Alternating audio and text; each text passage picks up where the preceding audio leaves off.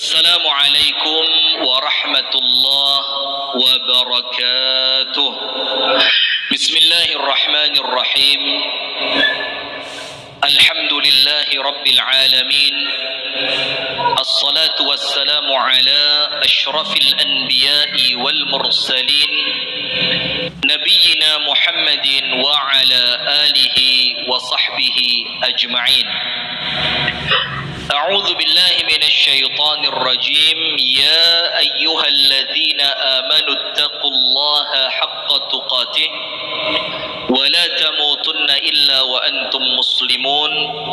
اللهم إنا نسألك علما نافعا ونعوذ بك من علم لا ينفع. Hadirin sekalian, ibu-ibu dan bapak-bapak, teman-teman serta adik-adik sekalian, yang semoga kita bersama senantiasa dirahmati dan diberkahi oleh Allah.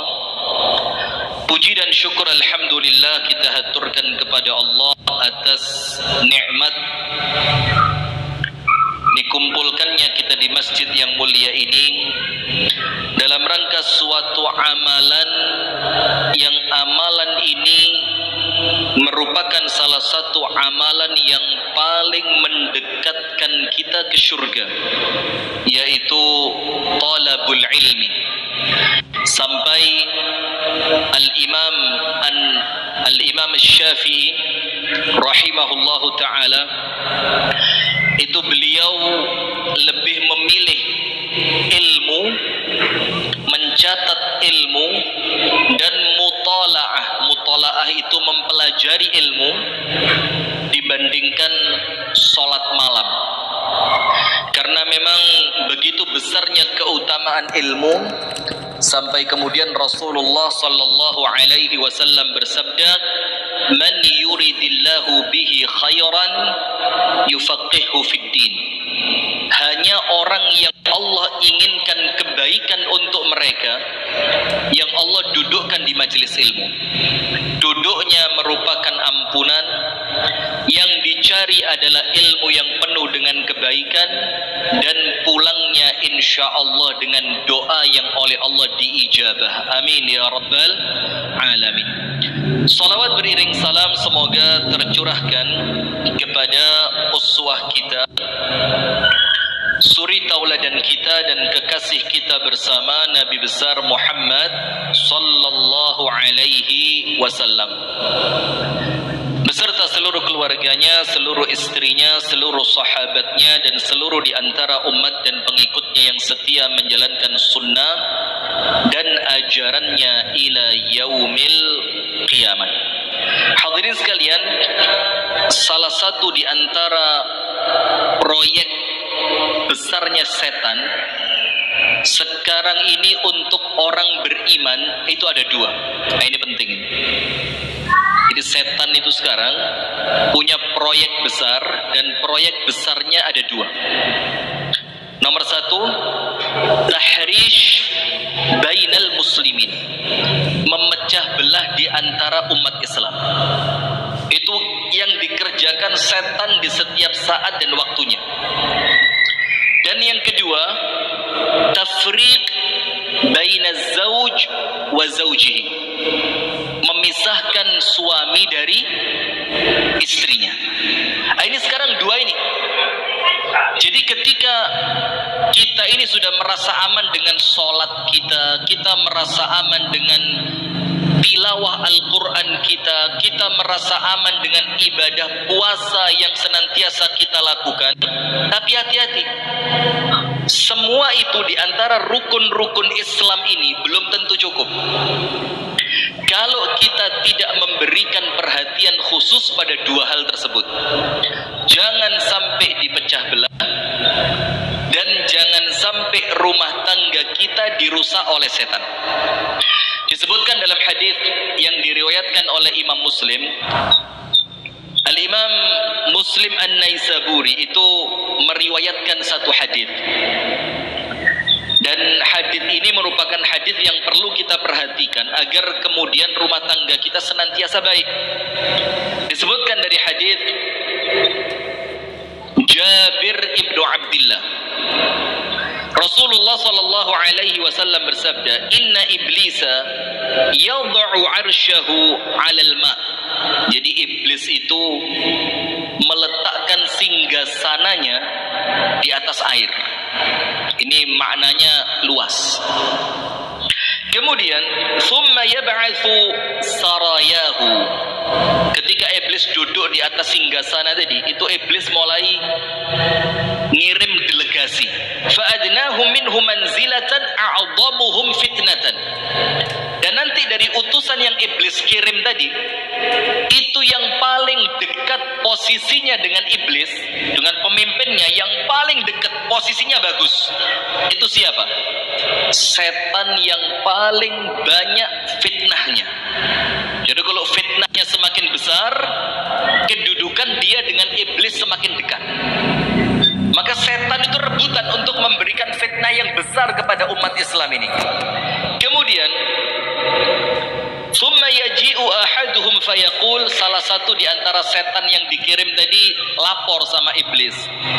"Fa'altu kadza wa kadza." Jadi dia laporan. Dia mau laporan amalan yang dia lakukan pada hari itu. Apa amalannya? "Fa'altu kadza wa kadza." Hari ini saya mengganggu manusia dengan gangguan ini dan itu. Misalkan, saya bikin seorang anak membentak orang tuanya, misal. Atau yang lain, saya menjadikan pedagang ini berdusta dalam perdagangannya. Atau saya menjadikan orang ini berkhianat dari amanah yang dia terima. Sudah disebutkan semua. Fayaqulu, maka setan yang lapor tadi oleh iblis dijawab, "Ma fa'alta ayya syai'." Kamu tidak melakukan apapun, itu tidak ada apa-apanya itu.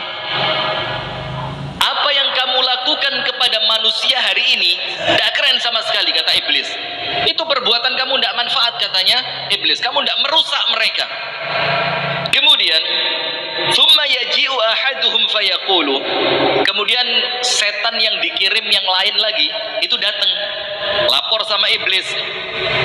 "Ma taraktuhu hatta farraqtu bainahu wa baina imra'ati." Iblis lapor. Apa laporannya? Apa yang kamu lakukan hari ini? Dia bilang apa? "Saya tidak tinggalkan mereka berdua." Mereka berdua ini suami dan istri. Saya tidak tinggal mereka. Saya ikutin terus. 24 jam dalam sehari, 7 hari dalam sepekan, 30 hari dalam sebulan. Tidak ada cuti.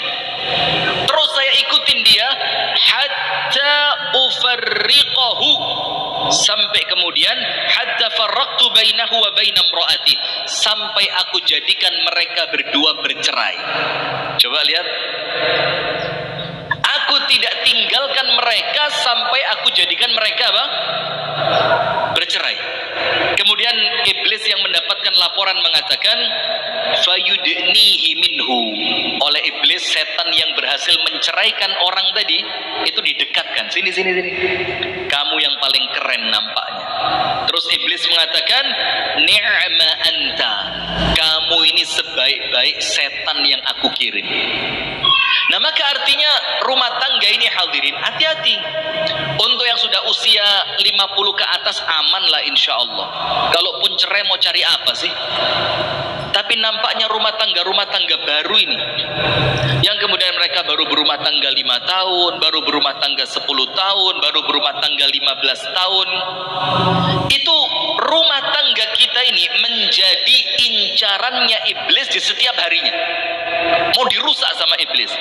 Dan Al-Quran itu menempatkan cerita dan perkara tentang rumah tangga itu salah satu yang terbanyak. Tapi sayangnya kita kalau baca Al-Quran, yang kita bahas fikihnya, yang kita bahas hanya akidah dan tauhidnya. Ketika Al-Quran berbicara tentang keluarga Imran, ketika Al-Quran berbicara tentang keluarga Nabi Musa dengan ibundanya, ketika Al-Quran berbicara tentang keluarganya Nabi Ibrahim, ketika Al-Quran bercerita tentang keluarganya Nabi Lut, Nabi Nuh, dan yang lainnya, itu kita bacanya cuma, kesannya cuma cerita tanpa tadabbur. Iya benda, kalau ayat tentang hukum itu dengerinnya serius. Oh, riba haram. Oh, ini syirik, oh contoh syirik itu seperti ini. Tapi ketika berbicara rumah tangga itu lewat, nggak pernah berhenti. Padahal Allah minta dari Al-Quran apa? Kitabun anzalnahu ilaika mubarakun liyadabbaru ayati. Al-Quran ini kami turunkan kepada kalian penuh keberkahan. Tujuan salah satunya apa? Supaya kalian memtadabbur isi dari Al-Quran itu.